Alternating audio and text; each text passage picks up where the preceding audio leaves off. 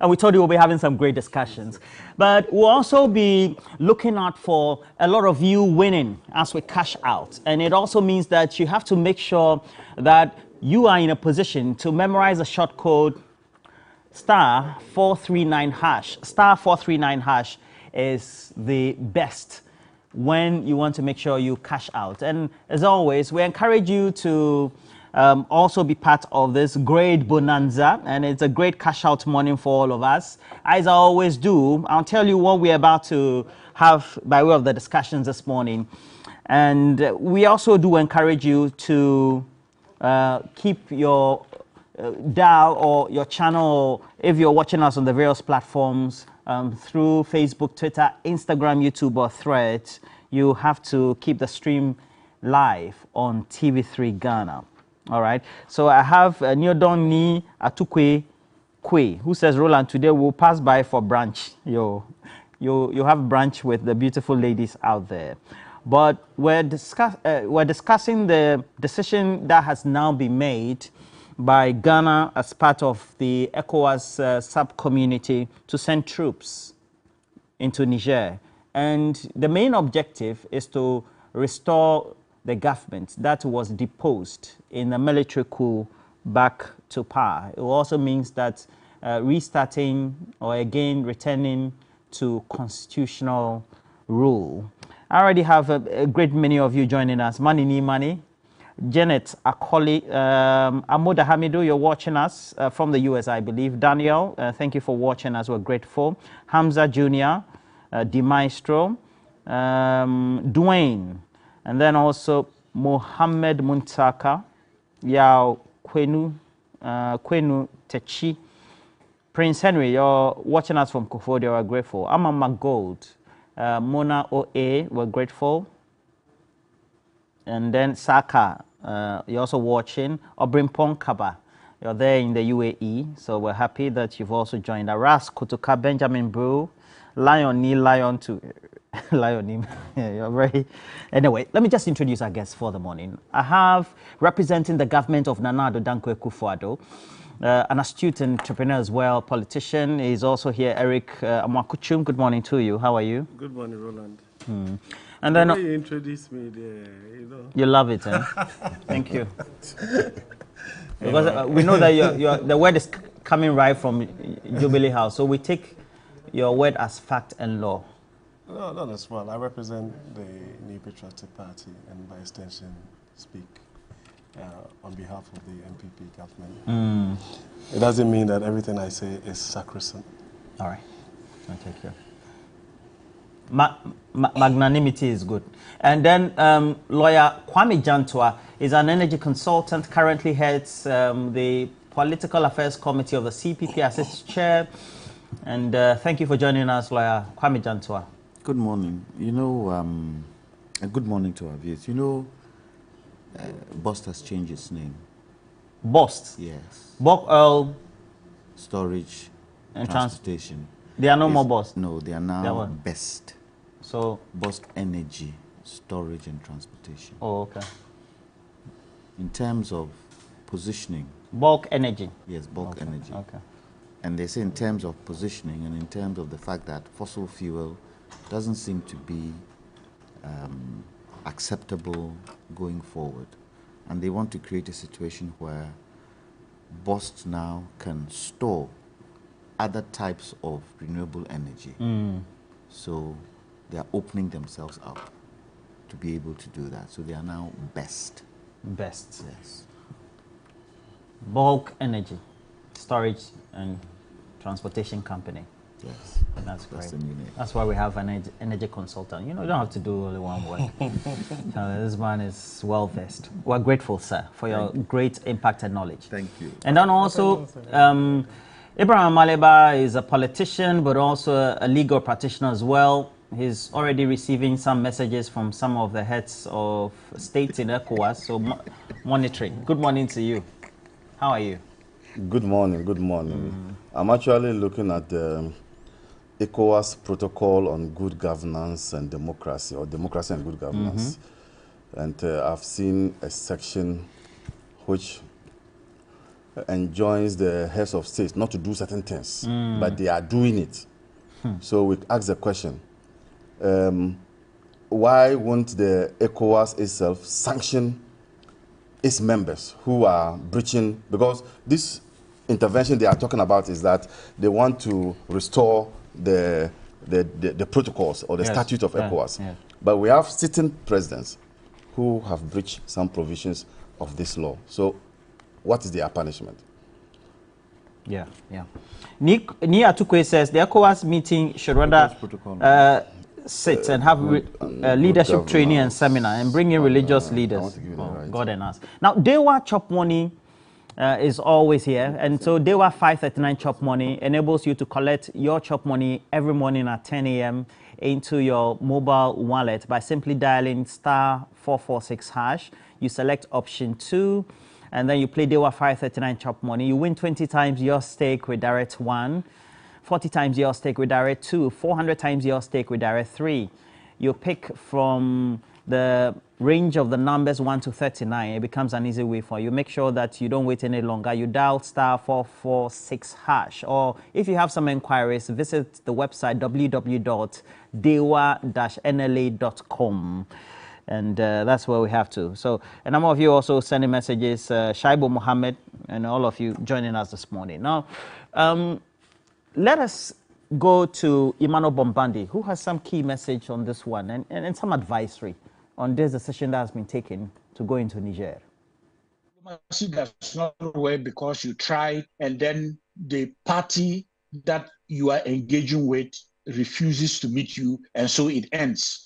Diplomacy is a political engagement that is persistent and that perseveres on a day-to-day basis. And so the first attempt for ECOWAS and the AU that did not work does not necessarily mean that diplomacy does not work.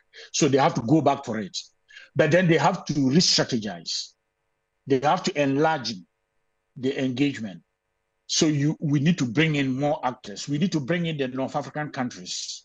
We need to bring in some bilateral and multilateral institutions that are key players in our region. We have to break down the understanding of interdependence and why we need one another. We have to bring the level of conflict analysis in terms of how the emerging future looks grim, and put that before the military leaders for them to be able to see the contribution they are making, not just to peace in Niger, but to peace in the entire Sahel region and the entire belt of the Sahel from West Africa into the Horn of Africa. And Eric, we also had the defense minister prior to now encouraging the various military heads in the respective countries to be loyal to their leaders. I mean, West African leaders, they're not confident about their military? What a question. Anyway, to start with, good morning to yourself. Good morning to my senior, Kwame, and then my other good friend, Amaliba. I mean, his smoke is very nice. You know, the blue and the white is very nice. I don't really like the green too much, but the blue and the white is very, very nice. You don't like green? Well, I mean, you know, for obvious reasons, but very nice smoke. Next time when you're coming... What's the obvious reason? Political? Oh, yeah, but you know... Come on. Come on. But there's green in CPP. So next time when you're coming on Friday, please bring me one. Just, come on. Without substitute the green to blue. And it will be nicer. I can talk to him. Anyway. But do you like mine? Yes, yours is very good. You're aligned. Agreed. Okay. You're aligned this morning. On this occasion, silence is golden. So I won't talk. But my question. Well, I don't honestly see anything wrong with what the Honorable Defense Minister said. I mean, I think that sometimes we kind of focus on the sensationalism of certain things and the commentary that comes with it. People have a right to have their views on the kind of leadership that persists in our sub-region. There's absolutely nothing wrong with that, especially when even the ECOWAS itself is trying to entrench democracy across the the sub-region. So when people make certain if like commentary about things that are going on, or even prefer views on things that the leadership of the sub-region or even Ghana as we speak, have expressed. There's nothing wrong with that. Then again, you need to dissect exactly what the defense minister said, saying that the various military heads should be loyal to their presidents or, heads of states. And that's really the logical thing to do, because even the military itself prides itself on a certain command structure. And even like if you want to even compare that to our constitution, in our constitution, for example, the president is the commander-in-chief of the Ghana Armed Forces. That's not what it is. Right, so if anybody says that those persons within that particular hierarchy are supposed to pay allegiance and be loyal and run by the very dictates of a democracy that we've all agreed that we want to be governed by. I don't see anything wrong with that. So this whole conversation around they are not confident enough, and then people actually dovetailing this conversation into all sorts of things. Questioning the leadership of the sub-region and the fact that there are challenges and all sorts of things that actually justifies any kind of coup makes absolutely no sense to me, because at the end of the day, we all know that regardless of how all the challenges within a democratic setup, you cannot do a comparison with a system where there's chaos. You have a military dictatorship. We in this country have experienced military dictatorship before, and even across the sub-region. And we all know the kind of issues that we actually had to grapple with in terms of the retrogression and all that. So for me, for anybody to champion democracy, it's in the interest of even the sub-region itself, whereby if for one reason or the other you do not like your government, or you feel that the government is not doing what it's supposed to do and the mandate is not being carried out in the way that it should be done, the social contract that is signed with the people, you take your time, you bid your time, you run your various advocacies and all of those things if you want to join a political party or your political party. At the end of the term, you go to the polls and you make a decision, right? So sometimes when I listen to some of the persons who are making these commentaries, I shudder a little bit. I'm asking myself, is there a certain subtle, if you like, justification or clamor for insurrections and coup d'etats and all sorts of things in the sub-region? Is that what you get? Now, I get that sense. And for me, I think it's very dangerous, because, you see, we all know that even in Ghana, we have a certain political cycle. Regardless of how long it takes, it can take 100 years. You will definitely have a change in government at one point in time, or even across the sub-region. So when that happens, are you saying that we can be able to apply the same principles when people wake up in one morning and feel that justifiable, so they are not happy with certain things or certain happenings within the political landscape, then by all means we should go out and do a coup? No, you understand? So we can solve our issues in a more diplomatic way. For example, the same people who are trying to justify these coups are saying that, oh, don't go into Niger, and you should use diplomatic means. I mean, come on, where is it? The double standards is too much. It's too glaring. Let's understand that regardless of what you do in a political system, in a democracy, which is not perfect, you would have people who would have disagreements, people who would feel that the government is not doing what it's supposed to do, right? But we shouldn't encourage those things, because, you see, when you do that and there's destabilization, for example, people are sitting in Abu-Bloshi and Makola and the Yam market and Onion market and everything, and all of a sudden there's something happening in Niger and they don't have onions, right? And now you go out there and the price of onions have escalated to a certain point, right? It's not just that. There's so many things that happens within the confines of the sub-region. The Nigerians use our ports, right? So we get revenue from them because it's a landlocked country.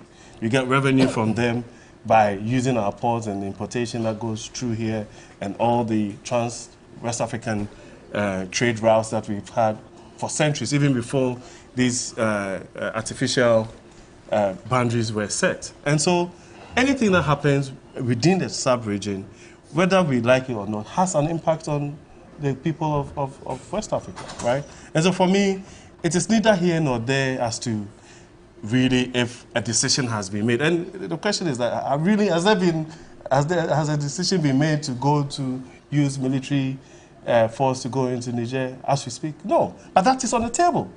Because if you listen to even the meetings yesterday, it suggested that they're still hoping that the junta will come to the table for discussions to be made. But they didn't take the option of, going there to exact that kind of action if it so be. And so everything is on the table, right? Now, when it comes to the same democracy, then we can sit here and discuss the merits and demerits of if really we should pursue the diplomacy to its logical conclusion, or at a certain point in time if you feel that what do you think? Yeah, but for me, I think that the first option is to negotiate and pursue the diplomatic options. And as we speak, I know for a fact that in the last week or so, especially in the northern part of Nigeria, because they border Niger, they have had the opportunity to go into Niger and engage the military leaders. Heads. Yeah, and I think that from the commentary, it looks like some progress is being made. So I don't think it's in anybody's interest to all of a sudden just wake up willy-nilly go into Niger. So what's your position? Are you saying that the government of Ghana should back down and not keep threatening? Because the military junta feel threatened. That's how come the formal delegation that went were not asked or were not allowed to land. And so the Emir of Sokoto or something tried to use his own powers, of course, with the backing of the Nigerian government, to go into Niger and do the discussion. That would be former Governor Sanusi, Emir Sanusi. At the end of the day, what's your position? No, but the government of Ghana has not threatened to go into Niger. No, the government of Ghana the ECOWAS is a member of ECOWAS. Ghana is a leader in the sub-region, right? You go sit around a table, you judge out, there's a consensus that is made, right? And at a point, they're going to make a decision. Now, at that point, Ghana decides to go by the stated ECOWAS protocols and all of those things. And as part of ECOWAS, decide that if the decision is made to go into Niger. I don't think that we've gotten there yet. You understand? So for anybody to even suggest that a position has been taken by Ghana as a country, right, would be wrong at this point, because as we speak, we are talking on the background of what ECOWAS as an entity wants to do, and the fact that the ECOWAS leadership has decided that it is imperative that we restore democracy in the sub-region so that it doesn't become, one of the things that tends to happen, I think historically, if you look at these things, is that there's always this copycat syndrome, right? And I've heard people say that, the West African leaders are corrupt and this and that, and they are scared of this insurrection. But it is not in anybody's interest, in the final analysis, to even encourage that kind of conversation, because we can remove governments through democratic means. Again, my position, my orientation is very simple. Those who have also urged the West African leaders to also show exemplary leadership and also refrain from manipulating constitutions and all of those things, and making sure that by the very standards that we want our people to be living by, in terms of making the standards of living and everything, and the economic conversation that we are having, are also right. They have a right to push that particular narrative. I have no qualms with that at all. That, again, it's imperative that the leadership in the sub-region do all of these things, right? So this will serve as an example that, again, when, for one reason or the other, we wake up one morning and a certain president decides that they want to manipulate their constitution and stay in power for a third or fourth term, then we would expect the same kind of enthusiasm and then reaction that is being done. I'm very open to that. Okay. Mr. Maliba, key among the concerns that have been raised, especially if you take Patrick Besika and then also you look at Nasser. Nasser Mohammed, for example, is saying that concerns are being raised about coalition of presidential results in Ghana. That also angers people. And he says that that's been done in conjunction with the ruling party and the Electoral Commission. I mean, even though that's his view as well. We also have Kos Kyle, who also said all the African leaders supporting the military intervention are all corrupt. They themselves in their own countries are creating instability through democratic so-called means. That's what that's the conclusion he makes. So it comes back to the issue that Eric has also raised, right? You have to make sure that charity begins at home. You cannot be painting the kettle black whilst you know yourself you're not in good order. I agree. But the starting point of my discussion is that Nana Addo Dankwa Akufo-Addo, this name, Nana Addo Dankwa Akufo-Addo, is a scar on the conscience of the good people of Ghana. What has he done? For him to allow Ghana's territory to be used as a platform to agree to attack another African country. It's not the first time Ghana. I'm not interjecting. It's not the first time, and I've proud to Rawlings going off in 2000. We started to the negotiations. The second round of instability in Liberia, or the third round as well. That of course ended in 2000. I'll tell you. And then within that period, when Charles Taylor also had to first be taken to Nigeria, and then we had to make sure that he was taken off the seats of government because there was agitation in there. The Kufuor administration also organized this, and I covered it as well. And since then, we've been having a number of these. So let me continue. So for him to allow that to happen, it's a desecration of our territory. Why? In the case of Liberia, there were warring factions, and we needed to go there to bring about peace. Is there chaos in Niger as we speak? Is there chaos in Niger? In fact, Niger's bloodless coup is more democratic than some countries where 6 or 8 people had to die because of elections. Need I repeat that? Niger's you're a Democrat. You can't be supporting bloodless coup. You're a Democrat. You can't be I'm saying that Niger's bloodless coup is more democratic than countries where democracy is exercised and people are killed. You cannot opt for a coup. And I'm saying that what is our national interest in this matter? What is Ghana's national interest in this matter? What has a coup in Niger impacted negatively? How does it impact negatively on Ghana?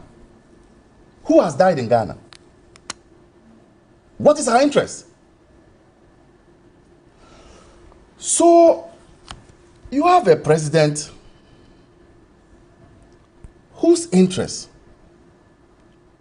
is to lead our troops to a country for them to be killed and died.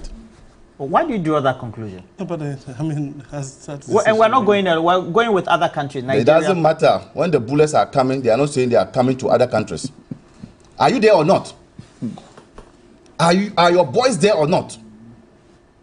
Are your boys there or not?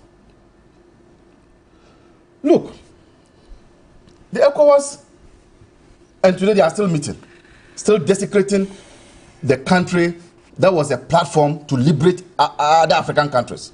Ghana is a mecca for liberation movement.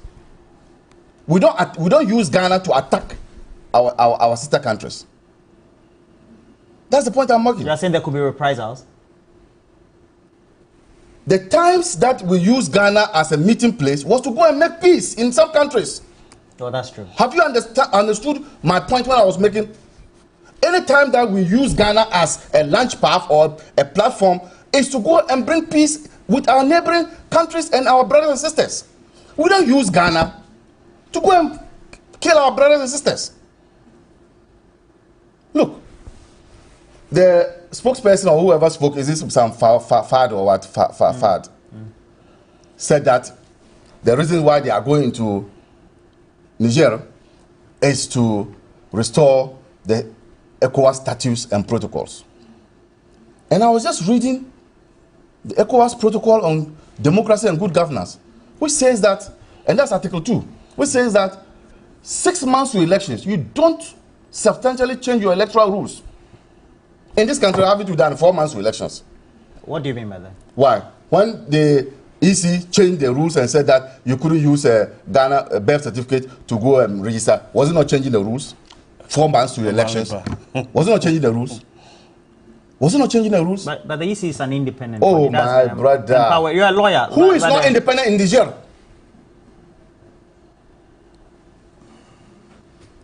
When they overthrow a government, do they overthrow the Electoral Commission? Let's call a spade a spade.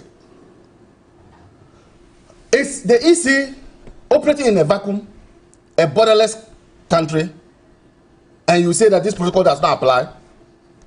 Who says that you don't change the rules 6 months to elections? You're saying that the EC's actions are also recipes for instability.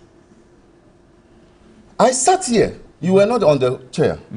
When Mali happened, I said, these ECOWAS leaders don't learn. They'll come for a meeting. The next day they go, they come back, no one is not among. Meaning what?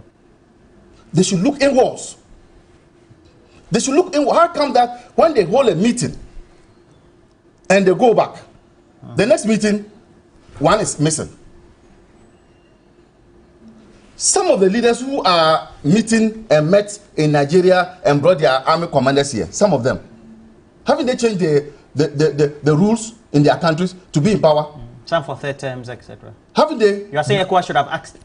Benin, Benin, here, Ivory Coast. There's another one. Haven't they changed? And they are sitting and talking about what is happening in Niger. Has diplomacy failed? It has not failed.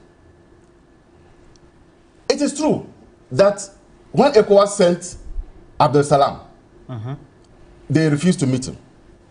But I say, did you hear what the Niger people said? The junta said that Tinubu himself in Nigeria is still battling his presidency. So they all recognize that misery. What am I saying? What I'm saying is this: everybody has a price. Say that again. Everybody has a price. The price that is attached to the emissary that was sent from Nigeria is a low price. Have you seen the connection? Yeah. Now, did you know that in the same vein, the Sokoto, the Emir, was allowed entry and had discussions with them? Why is that? I'm saying that everybody has a price. And Ashanti man will say that I look up to Optumfo. I will say that I look up to my chief. And not the president. Not the president. So if you want to get to me, you pass through my chief. ECOWAS people don't know that. So diplomacy has not broken down. It is just that they are not using the right channels.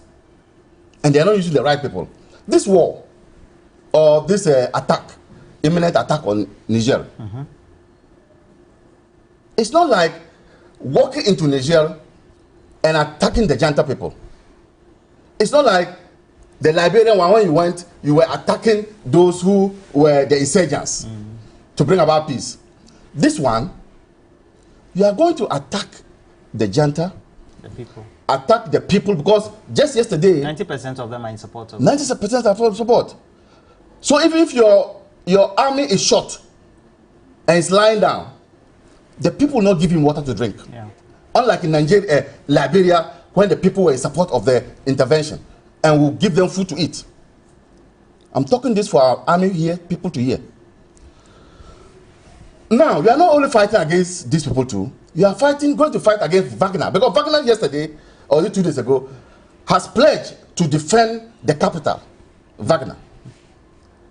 And you're not only doing that, the other countries which are bordering and are headed by the military dictators say that they also send troops. So you're saying the approach is wrong? It's wrong, and you consider the magnitude of, I don't know why they sit in Accra here at Burma camp in their air-conditioned rooms and are not seeing the picture. Why? We were sitting in Ghana here when Russia invaded Ukraine. Some of us thought about 3 weeks time to be over. Didn't you say that with the might of Russia, by 3 weeks time it will be over? Today, where are we with Ukraine and Russia? Russia is even recording losses. So it's not as easy as they see it sitting here. Why? Yesterday they were talking about Mohamed Bazoum and saying that the junta is prosecuting Bazoum for high treason. Now, you are doing this before you want to reinstate Bazoum. Where is Bazoum now? Bazoum is in the grips of the junta.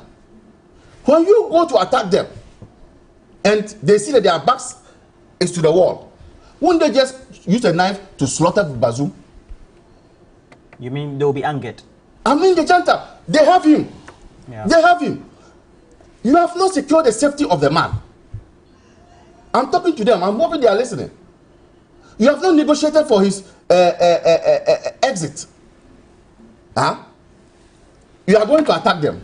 If the junta decides that their back is to the wall and then they slaughter Bazoum, where is Bazoum now? Where will he be? Yeah, you complicate the You complicate the whole thing. So I think that, look, they should tread cautiously. The example of the Emir. The Emir. It's an example, Sanusi. It's an example that negotiation has not failed. The next point is that their concern today should be, how do we get Bazoum and his wife and children to safety? Can they negotiate with the junta to hand over Bazoum to them?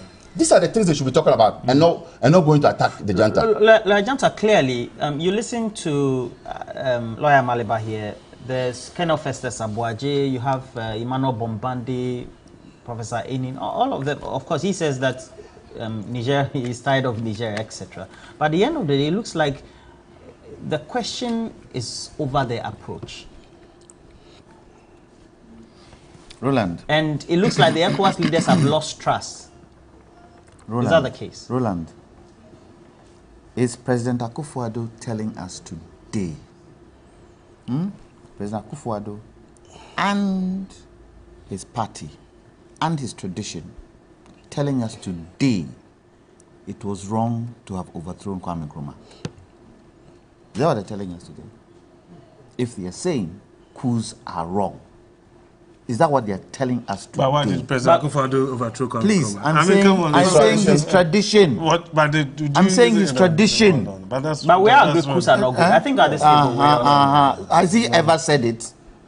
Have the tradition, MPP tradition, ever said it? That's what? That coups are bad and that the overthrow of our presidents was a wrong thing? I think they've said it over and over. Really? That's how come they say I haven't heard. They were very instrumental in the return to democratic rule. I haven't heard. Look, the hypocrisy of African leaders is creating this kind of thing that we are seeing. How so? How so? Tell me, which economy in Africa today stands tall? Which economy? Okay, let me not take Africa. West Africa. Which economy stands tall? West Africa. The biggest economy in Africa. Which one? West Africa, Which one? Nigeria. Does it stand tall? You mean whether by the does current it stand indicators? Tall? Yes. Does it stand tall?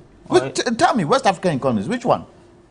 Well, and then you have a president next door who changes the constitution to stay, and you do nothing about it. And you think it is right. So what is it about Niger that you want to invade? What is about Niger? And the defense minister says, and my brother here doesn't agree.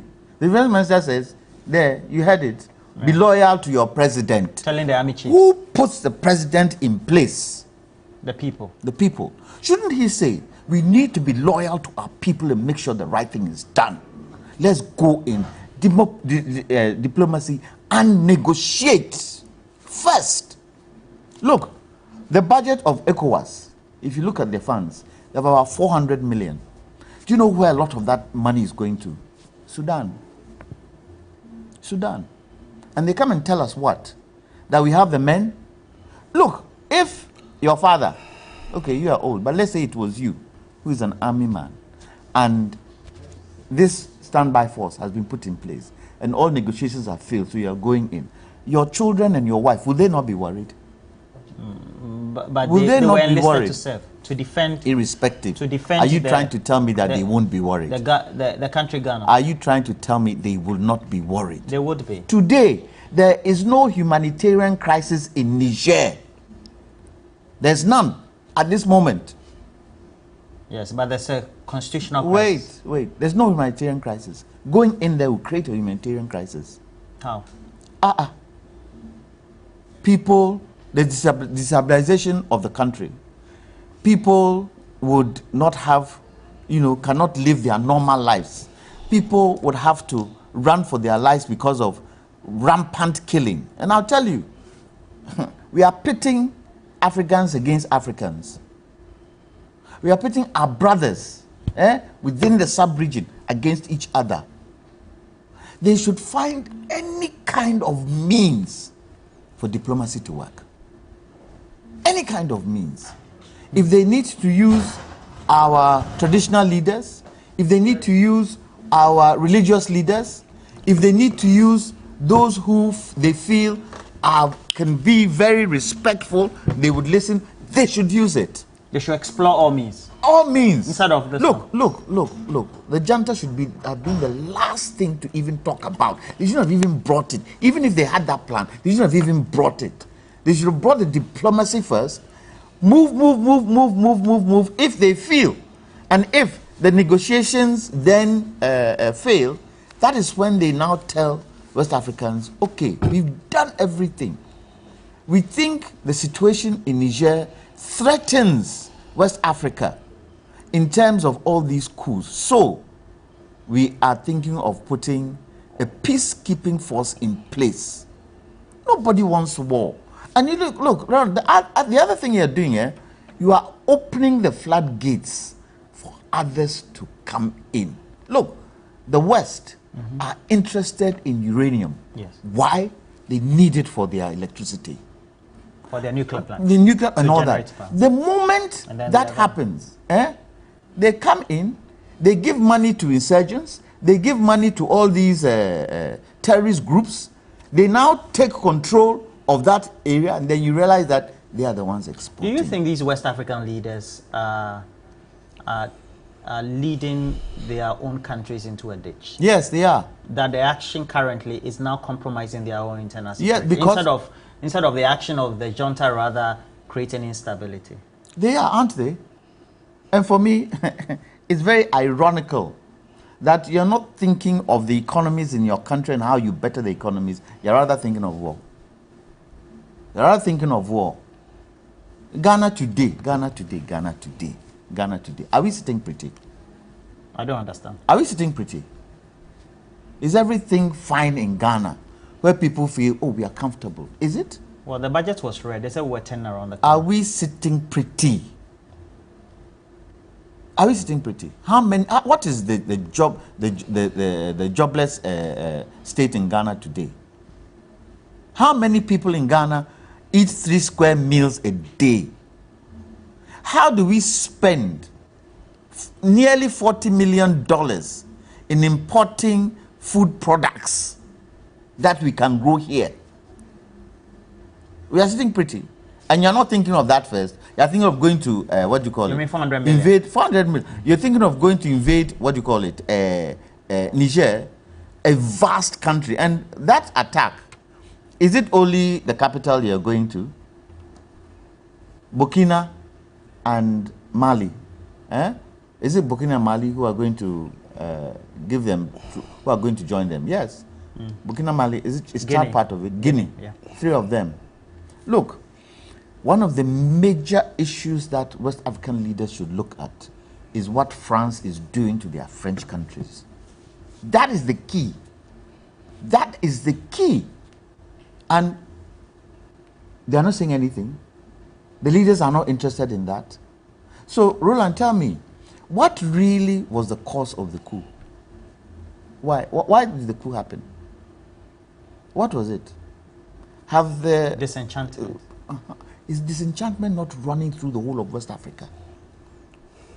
And are they trying to show this big boy attitude that if you try, it will come for you? Is that what they're trying to do? When you haven't been able to stabilize your own economies? When our own bank of Ghana has a loss of 60.8 billion. You're saying that creates insecurity. Where does it make sense? Look, Ghanaians are tired of insurrection and all these types of things. That's why we are quiet. We don't want anything to destabilize us. That's why some of the things that are happening in Ghana today, we are quiet. The corruption, the broken promises, all these things, we are quiet because we believe that if for nothing at all, every 4 years, we can change. But we are getting to a point, Bosan just said it right, we are getting to a point where if leaders in our countries do not stick to the promises they give the people, these are some of the things that we will see. And that is what President Akufo-Addo, who, and I say he transcends all the republics in Ghana today, should be the one man who stands up and says, no. I don't understand. Huh? He transcends how? Because of his age. He has lived through. He's lived through. Okay. My father's generation, all. If you look at the subset of our politics today and those leading it, he is one person who transcends all and understands the politics. He should be the one man who says to West African leaders, no, that isn't the way forward. The way forward is diplomacy. Let's see how best we can put diplomacy in place and approach the junta. And if I go through the comment, for example, Ali Mustafa Combet is saying, if government has any means to restore constitutional governance in Niger, they should find any other means except this military intervention and rather concentrate on restoring peace in Boko in Ghana. And then also the question about why is it that the actions of the ECOWAS leaders seem to be angering their various citizens? Because if you monitor Nigerian channels, you go to Channels TV, NTV, and many of them. Those, the sentiments are also not good, even for Tinubu, etc. And we are talking about two powerhouses in West Africa. So, to be honest with you, I feel that sometimes when we have conversations, we need to contextualize this and not, get into the fray and go into areas where it becomes controversial. To start with, my senior brother, Kwame, was making mention of the president and that our tradition should denounce the 1966 coup. Then in the same breath, he's saying that as we speak today, there are conditions that arrive in the West African sub-region that basically makes this coup d'etat justifiable. No, I didn't say that. No, I'm just. That are your words. He But That's your basically, words. He said there are permissive conditions in the West but African countries. then the question is that also. I wasn't born in 1966. I wasn't born. Right. But then the question would be, were those conditions rife at that time? You understand? So you can't be expedient with these conversations. If coups are bad, they are bad. Generally. But I'm not. That's what I'm saying. No, don't misinterpret me. No, don't misinterpret me. That's not. Coups are good. That's not what I'm saying. Okay, but I'm just saying. I'm saying that we should have double standards. should do the right thing. We should have double standards. I think that's I what appreciate. Yes. But Is that the leaders should? Yes, they shouldn't. Try to draw into this conversation because then it becomes a certain ideological conversation, right? In the same breath, if you sit on a platform like this and you hear people like Amaliba speak and all that, these are guys who are still celebrating 31st December and June 4th in this country. They still do it. Their tradition celebrates these things. You understand? So when we are having conversation around reasons why people would do coup d'etats and everything, and they're coming out with all this subtle whatever, you have to be very worried. You have to be scared about how they narrate and interpret some of these things, right? But that's fine. All I'm saying is that, yes, people have a right, the West African people have a right any day to be dissatisfied with their leadership, right? I was watching BBC News when I was coming in this morning, early morning.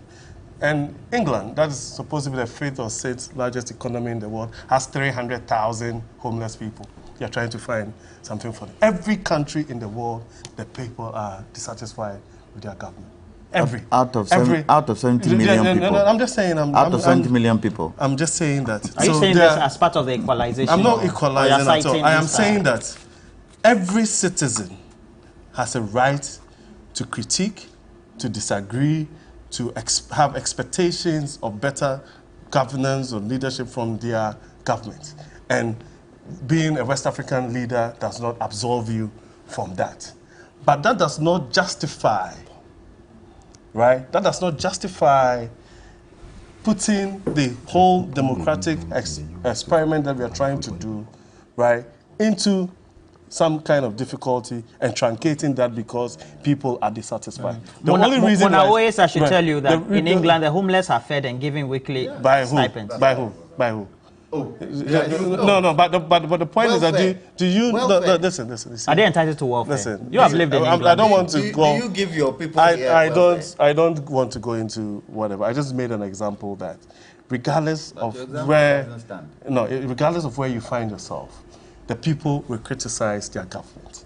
People would have issues with how the system is being run or even on public policy positions. That does not mean that there has to be a justification for undemocratically, right, removing those governments. There are processes for which you would be able to remove governments. And of course, if things have happened in the past where in a sub-region people have done things in a particular manner, it doesn't mean that it should... There was an era within the sub-region where every country, probably in the sub-region, had a military head. Right, we've moved away from that, right? And we've all known and come to appreciate the fact that all of these things had actually also contributed to a certain retrogression, right? And so as imperfect as a democratic system is, right, as we speak today, that is essentially the only way we can govern ourselves. If people ask for better leadership, better public policy position, and less corruption and all of those things, there's absolutely nothing wrong with that. I would, back that any day. But my point is that we have to emphasize the fact that if you usurp the power of a democratic government, it becomes retrogressive. That's all. Roland, let me ask a question. Just a question. So the question then is, whilst Mr. Amakochum argues this way, where you have a situation where the citizens across West Africa seem to be disgruntled with their constitutional leadership, where in countries where military heads have taken over the constitutional leaders, they seem to have the support, the large support of the citizenship.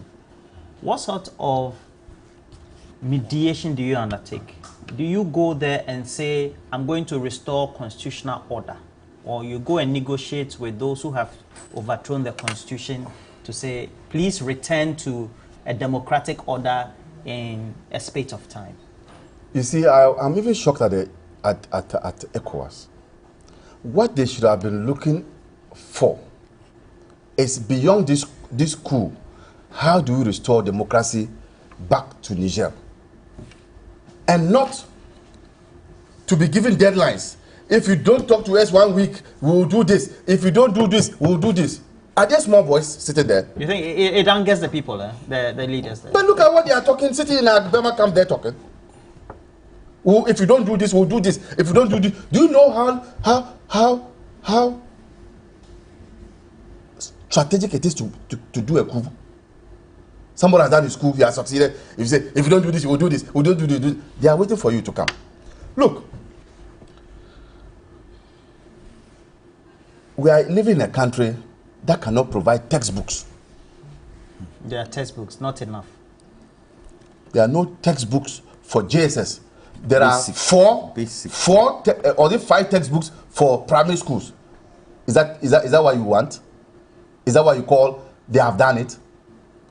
So if you cannot provide full complement of your textbooks, you rather want to send troops and pay them and feed them to go and fight somewhere? Is that it?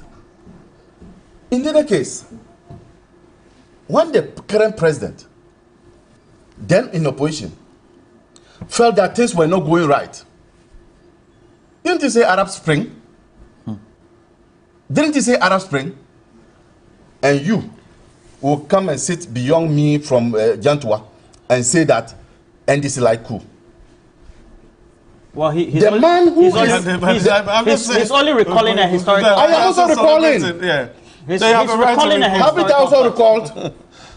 I'm also recalling that there was once an opposition leader who, when he wasn't getting his way through, said that Arab Spring can't. But the late Professor Mills also said... look at you. So are we going to go on that tangent? But so I'm going to tell you that... I'm going to tell the bottom line is what Roland has asked. How do we make our people satisfied? If you come to power, how do you make the people satisfied? How would you cut down on your luxury, not hiring private jets, and ensure that people can get pad, the woman, the distance, sanitary pads? You mean today? You mean these things can contribute to a coup? Why? You don't know? Let's be fair, please. Let's be fair about what? That people cannot get sanitary pads and they will not be angry with the government. Oh, you're talking about the summation of the disgruntled people. Okay. Look, when people take up arms or they go onto a street, everybody has this problem. Your head is aching you. Your leg is aching you. You don't have one monolithic reason why people pour onto the street. So stop saying that. I'm saying this because I received a call from my village. A young lady who said I should give him money to buy pad. This has never happened. And so, in fact, that issue, they say that Ghana is the leading country with when it comes to they say period poverty. They call it period poverty. Google and see, period poverty. That's what they call it. And Ghana is the highest when it comes to this. How do you tax that? How do you even tax those things? Tax it. Those things, how do you tax it? I can't even mention them. So if people are disgruntled, it coalesces into, people become dissatisfied. And your question was relevant, and I don't know why you are moving away from it. I asked you a question. You said that. And then you digress. I didn't digress. Why? Sanitary pad is one of the reasons. One of the reasons is textbook school fees. Should I give you one of the reasons? One of the reasons is the president flying on jets. No, we all have reasons why the economy. Yeah. Good. Yeah. So stop being... The forex losses. For a businessman, we'll be talking about that. Haircut. Exactly, a haircut. Former Chief Justice on the street. So, please, I am saying that governments in the West African sub-region should focus on providing the welfare needs of their people. If they do that, nobody will be looking to remove them. This call by Nituwol that army chiefs should be loyal to their president. I think he's living in Cuckoo's land. Cloud Cuckoo land. He's living in Cuckoo's land. Because when people are agitating, the CDS can do nothing. And I'm telling them, when people are agitating, the CDS, they can't do anything. So please, let's ensure that when we are voted into power, our major interest is to uplift our people from the doldrums. Anything besides that, you see these agitations happening, and that's what is happening, and the wind is blowing. You see, tomorrow they'll go for a meeting, then the next day one will not come. The next time another one will not come. So now what they are doing is that let's show bravado. Let's scare the people away. Let's scare the military people. But in some cases too, the people can rise up against the government, not military men, but the people themselves. That's what the Arab Spring taught us. So how do we conclude? What's your final caution or advisory to the leaders in ECOWAS as they conclude this meeting with the Let me ask today? the question. What happens to our leaders when they decide to stand for constitutional power and give all the fanciful promises that they're going to do to uplift the people? And even when they win, their first statement that they give gives hope.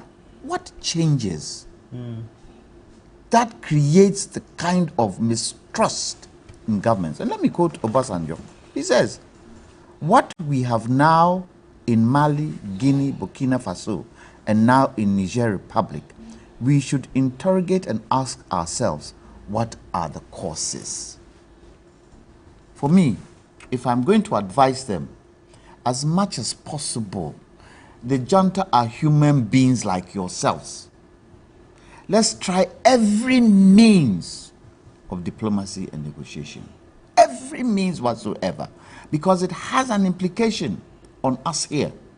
If it so happens that they go in and they don't go in with peace, but they go in on attack, the kind of weapons in West Africa, do you know?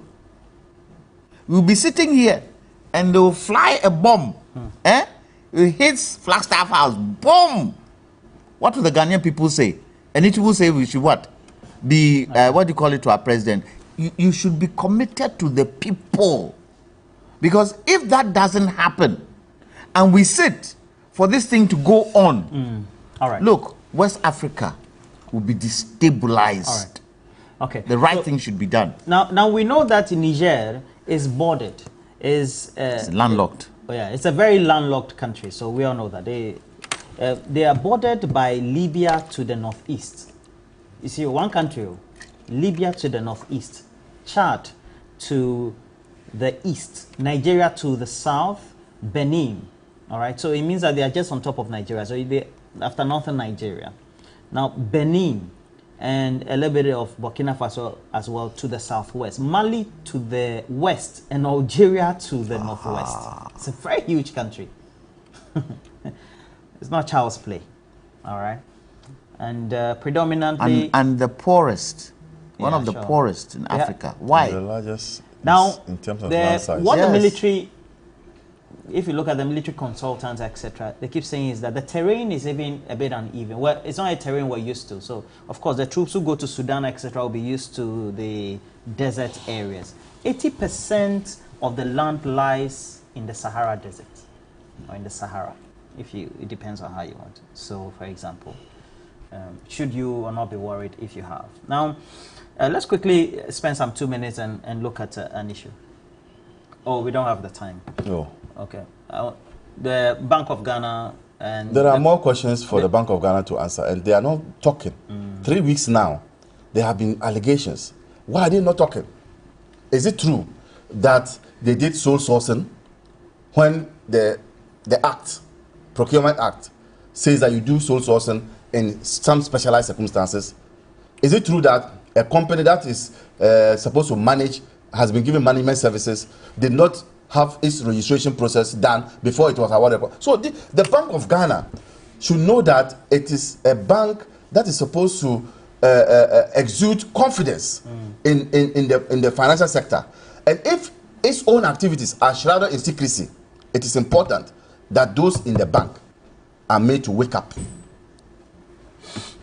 Yeah, the building. We're told that it's from 81, and ideally, apparently it was not, if you look at the quantities and then the summation, it shouldn't have cost. Honestly, well, I mean, as for the details are immaterial for me now, but I honestly side with Amaliba on this subject, that I have absolutely no understanding of why the Bank of Ghana itself does not decide to respond to these matters. You know, and the reason is very simple. The Bank of Ghana, like he said, is meant to be exuding that confidence, and the work that it does actually should be able to speak to some of these matters. I mean, so if they are communications directorate for one reason or the other, and I mean, in these matters, the governor himself should be able to be speaking. There's nothing wrong with, I mean, coming out and bringing clarity to the matter. For example, people are speaking from a certain position of, let's say, ignorance. You know, so if people say that, oh, they are building for $250 million, the first impression that you get is that it's a brick and mortar conversation. But we all know the things that goes into even like just a normal commercial bank, right? Let alone, a central bank of a country like Ghana, right? So they should be able to bring clarity to the matter, give us an indication of exactly what it's entailing, what it goes into an edifice like that, talking about earthquake prone and all of those things, bankers, all sorts of things, right? I'm not an expert in these matters, but I feel that, their communication has been a bit lax. And sometimes because we cloud these things in politics, when there's a conversation about a particular institution, it becomes an MPP NDC conversation. It's not an MPP NDC conversation. I've had reasons to think that even the bank itself needs reforms. Remember this whole conversation around giving liquidity support to banks, even under the NDC era, where we're giving 300, 400, 500 million CDs to banks for liquidity support, and the supervision was non-existent. And some of it culminated in the challenges that we are facing today as a country. So the bank itself, as an entity, as a going concern in terms of, that the lawyers will tell you, should be up and doing, and they need some kind of reforms to be able to be answerable and do it in earnest. You understand? These conversations have been ongoing for 3-4 weeks, and all that you get is snippets of information releases. It makes absolutely, in this day and age, I think that it should be a bit more up and doing. Can you imagine a press conference where the governor is sitting there and answers everything? And can you imagine? He cannot answer all those things. Exactly. Exactly. He cannot. That is why that's a PR gap. Nobody will do that. Yes. That is the reason why he is quiet. The funding of government, the fact that you don't go according to the laws. Bank of Ghana itself, the 60.8 billion, do you think he would be able to explain it? He won't be able to. So rather be quiet than talk. All right. I have this one from Nanaose. He says, Roland, good morning. What is this hypocrisy all about? That even in Niger, no one has died out of this so-called coup. But in Ghana, when elections were held, 8 people died, and still there's no real and reasonable solution to that. This old bourgeoisie who are leading these ECOWAS countries want to protect themselves and fear losing their alleged loot over their rulerships. I love this message. And then I have this one from Blueprints in the Western region. Blueprints, right, from Isikado Kitang, says, I strongly support the ECOWAS Chief of Defense Staff plan on Niger's intervention. We need constitutional rule and not through the barrel of the gun. Greetings to Honorable Charles Bisil. Now, Musa Abatwa says, ECOWAS should use diplomacy to solve the issue. Sheikh Sanusi of Kanu, that's the emir, went to Niger to talk to military leaders and the junta, and it's yielding results. So ECOWAS should probably liaise with him to lead the mediation process. Some will say process.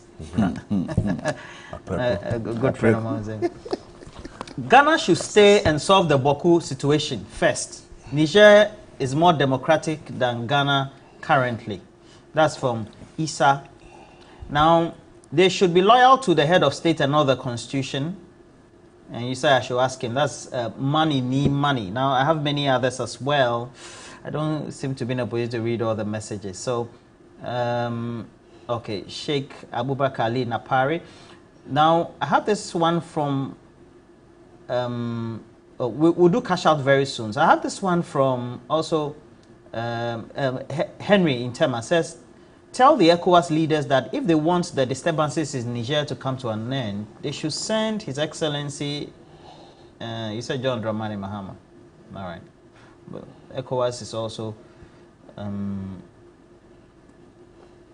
now Moses says, France and the other European powers are the problem of Niger and West Africa, and we should call the spade a spade. Mystic wonder inside in Sawan Majuadri, a coup d'etat must be condemned, but this is happening in Africa for reasons like corruption, dictatorship through democratic means, unprecedented economic hardships, and same is also happening in other West African countries. Seydou Salaga, tell Eric that he's one person I respect so much within his party for his humility, but I beg of him not to descend into this defense of what does not need to be defended.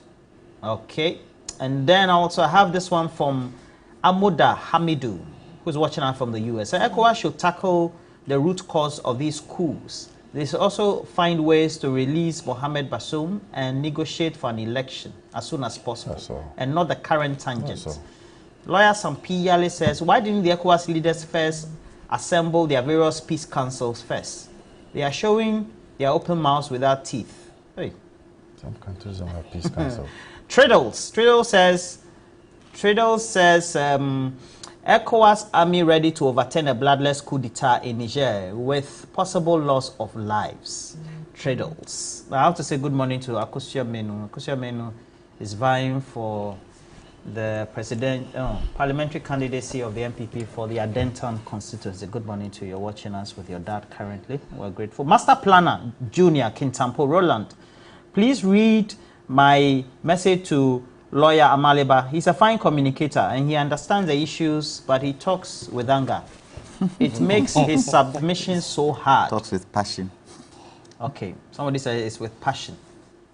Now, Jerry Amejro in North Tongue said, what happens to the military guys if they go there and lose their lives? What will become of their dependents under this mess of economy we're experiencing? Well, they sign up to go and defend the country.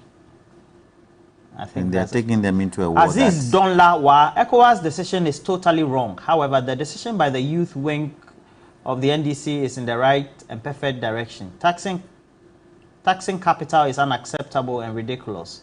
Government must review the betting policy. We're talking about this. And Sam Morgana, Matters Day Ground. This one from Asari, who is a banker, says, if an ordinary citizen complains about government issues and decides to protest, and the government of the day uses the military and security services to arrest and even sometimes kill the people who are protesting, how do I turn around to support the government when the military takes over? It's a question. Azari, good morning to you. Now let's do cash out. Let's do cash out. And cash out, we always encourage you. *439# is the short code. Make sure you keep staking and let us know what you think. And I have to say good morning to Carl Nee.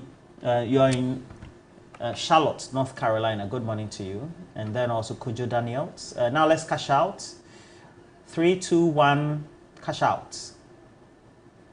All right, so we have the first winner. The owner of this number, 0543, oh no, 0531532. We'll be calling that number. Let's do the next one. So we're doing the next one. So the next one is the bearer of this number, 00244-834, and just going. All right. Why don't you want to bring the full number? Because privacy. Yeah, privacy. All right. So we'll be calling one of the winners. But thank you, Abraham Maleba. They say you talk with anger. Passion. Passion. Okay. So synonym for him is he talks with passion. The things that are going on. The viewer says you're talking with anger. And then Lawyer Jantua, thank you very much as well. Thank you too. And then friend of Bank of Ghana, Eric Amwakucho, good morning. Yeah, propagandist. We're taking a break. We'll be right back. But again, we're encouraging you. We're cooking with the Ghana most beautiful lady. So we have a GMB Jollof Challenge today. It's our forecourt here at Media General. So I'll go there very soon. Beautiful and intelligent contestants in the 2023 GMB are there. They have leaders of the 4 teams. We're talking about Anita, we have Crystal, we have Jacinta, and of course, we have the regulars as well, all there, making sure that we're able to do all the good things when it comes to being able to cook. So we'll go and learn some few things there. We're taking a break. We'll be right back.